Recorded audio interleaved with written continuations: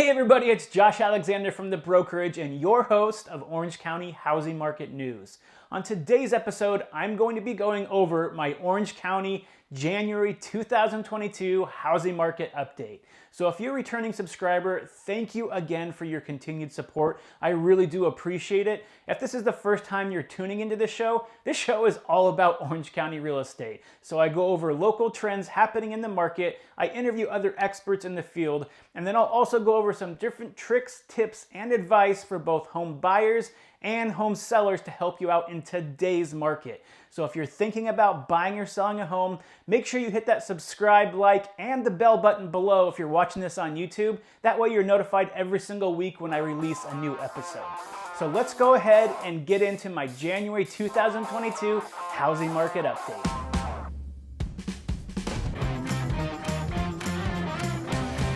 Okay, so let's go ahead and see how the Orange County housing market is shaping up for 2022.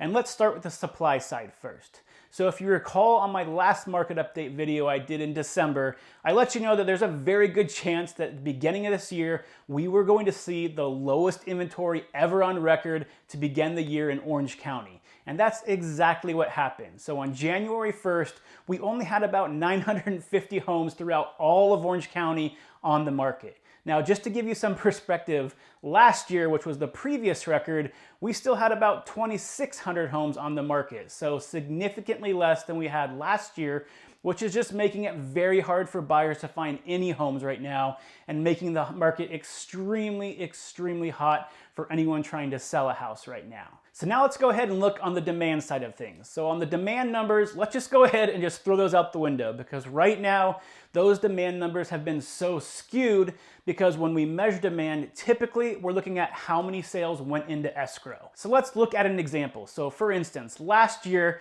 we had about 2,600 homes on the market. So let's say 1,300 of those homes went into escrow. Well, the problem with that is if you look at this year, we don't even have 1,300 homes on the market at this point. So of course, demand is going to look like it has dropped since last year because the numbers are going to be skewed because the inventory is just too tight right now. So when you're looking at those demand numbers, you really have to keep that in mind. And when you're reading those headlines, demand is plummeting, you have to realize the reason why is because there's just not enough homes in the market. Specifically in Southern California, that's going to be the case in pretty much every county around here. There's just not enough homes on the market. So again, if you're seeing those headlines, make sure you take that into context and understand why the demand is showing that it's dropped compared to last year. So where does that put us in the housing market? Well, I feel like a broken record at this point. I've been saying this for so long now. It's not new information. We are in an extremely hot seller's market. So just to give you some examples, I just put a house on the market last week. We had over 90 groups of people show up. 14 offers came in. We had line out the door for these open houses. Buyers are trying to take advantage of these low interest rates while they're still hanging around because they have been going up, and some buyers are getting nervous thinking they want to get into the market before they go up anymore.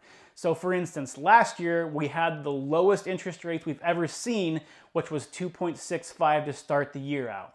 This year, currently interest rates are hovering right around 3.22, so significantly higher than last year, and experts are predicting at this point they're only going to increase more by the end of the year. Hey everybody, sorry for the quick interruption, but I wanted to give you a quick update on interest rates. So I shot this video originally yesterday, Wednesday the 12th, but today Freddie Mac just released their new interest rate averages for the week, and the interest rates just shot up again to 3.45, so almost 0.25% over a 1 week span.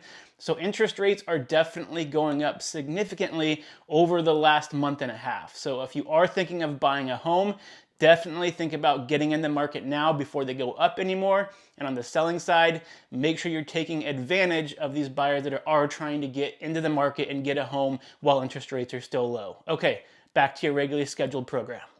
So you're seeing this kind of panic by buyers trying to get into the market all at once right now. to take advantage of these low interest rates, while at the same time, we have the smallest amount of homes to choose from. So of course, we're going to be in an extremely hot seller's market, and it's going to be that way for some time. To be able to make up that deficit of homes to get us to a more normal market, it's just not practical to do over 1 or 2 months. It's going to take months, if not years, to be able to get the inventory where it needs to be.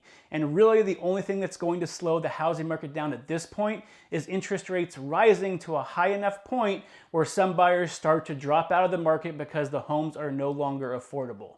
So that's the thing you're going to be wanting to watch most closely this year is interest rates. The higher they go, the less buyers are going to enter the market. So you'll see homes finally start to accumulate on the market, giving the buyers that have stayed in the market a little bit more choice. So what is my recommendation if you're a seller in this market? Well, obviously, if you put your home on the market right now and you place it at the high end of fair market value, you're going to get a lot of traffic in your home and you're going to be able to sell your home very quickly. Pretty much anything in Orange County that's under $2 million is selling in less than 3 weeks. And in general, if you place it at fair market value on the market today, even all the way up to that 1.75 million price point, typically you're going to have multiple offers that first weekend, and if you want to, you're going to be able to get into escrow within 7 to 10 days. So if you need to sell your home or you want to sell your home, now is a great time to get it on the market to take advantage of those buyers that are really trying to get those low interest rates before they go up anymore. Now again, the biggest thing for sellers is you need to price your home correctly out of the gates. I've said this over and over again on a lot of my previous market updates, but the homes that are overpriced are still sitting on the market. So if you're overpricing your home, that's one of the biggest mistakes you could be making as a seller right now, because buyers have been in the market for longer than usual, which means they have a better understanding of a general price point that your home should sell for. So when they see that house way overpriced, you're not going to get the foot traffic, and you're really losing that most valuable time period, which is the first 2 weeks your house hits the market, where you're going to have the most amount of traffic on websites, the most amount of traffic through your open houses. So if you overprice your home, you're really shooting yourself in the foot. So make sure when you do decide on the price, it's based on the most recent comparable sales and not just the number that you think you can get, because again, ultimately you're going to get a higher price if you can price it correctly, get multiple offers, and find that buyer that falls in love with the property and is willing to pay over market value for it because they came and saw it.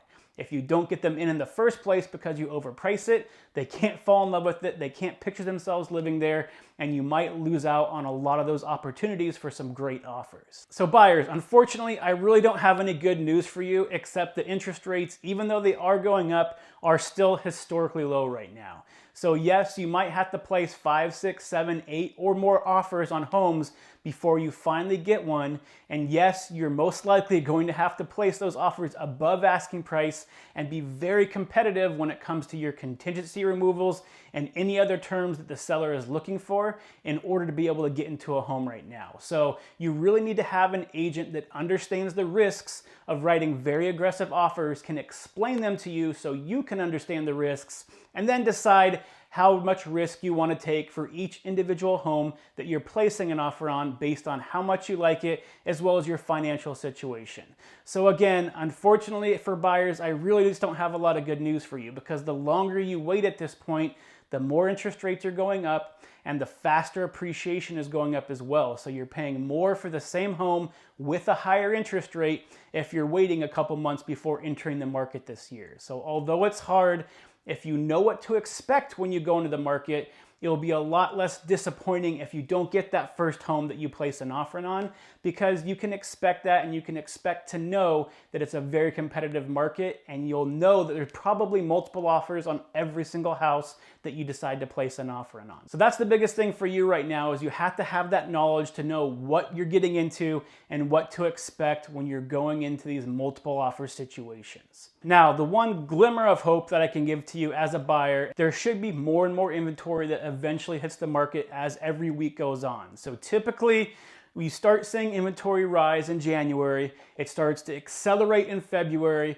and then it gets even hotter as you get into March, April, before you see the peak, which typically happens in May. So the number of homes that hit the market in a single month typically max out around May. So that's when you see the majority of homes hit the market. So if interest rates do stay low enough where they're not going up significantly, let's say they go from 3.2 to 3.4, you should have a little bit more selection as you get farther into the year. However, we do have a very large deficit that we had to make up because we started with such low inventory. So you do have to understand that even as May comes along, it's still going to be a very hot seller's market. You might just be able to have 3 or 4 homes to place an offer on instead of 1. So keep your fingers crossed. We're hoping that sellers decide that this is the year they want to cash in on that equity, sell their home, move up to a different place, or move down to a smaller place because they're empty nesters. And hopefully that will start freeing up some inventory as we progress through the year.